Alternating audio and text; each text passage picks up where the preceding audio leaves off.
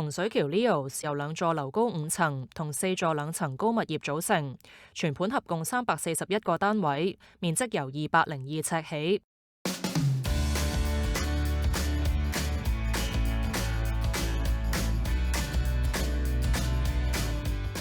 驗收單位280幾尺，一房配開放式廚房。根據屋宇署標準，開放式廚房唔可以對正浴室。呢度巧妙咁設置組合櫃，擺放蒸焗爐、雪櫃、工作台面同成組櫃嘅用色同開放式廚房一樣。呢個位咧，其實如果批積嗰個設計嚟講，係一個空間嚟嘅啫。不過咧就擺咗啲嘅所謂嘅櫃嘅組合喺度。咁但係櫃嘅組合又唔可以擺個蒸焗爐嘅，因為蒸焗爐嘅擺你可能擺間屋任何嘅位置都得嘅。嗱，你唔當佢係廚房就得㗎啦。但係就有尷尬啦，感覺上係廚房延伸，我覺得就有尷尬。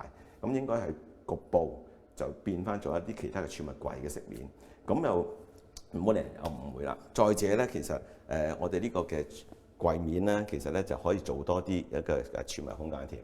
嗱，其實呢個有成600mm 嘅，就係標準嘅櫥櫃深度。坦白講，可以將個洗衣機擺咗過嚟呢度，將個焗爐擺翻去嗰邊嘅廚房位置，咁會唔會嚟得更加係完整啲呢？單位交樓標準，玻璃幕牆一幅矮牆採用鋁飾面而唔係石材，估計想統一窗框色調，但係斜面設計唔太實用。你成個斜面喺度呢轉咗落嚟咧，呢個位置就擺唔到嘢啦。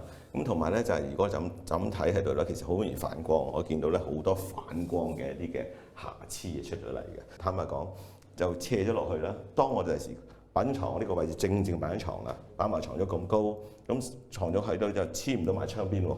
咁如果床咗側邊咧，就明呢度多咗個斜面嘅凹位啦，可能就跌晒啲嘢喺度啦。亦都清潔啦，又要麻煩啲啦。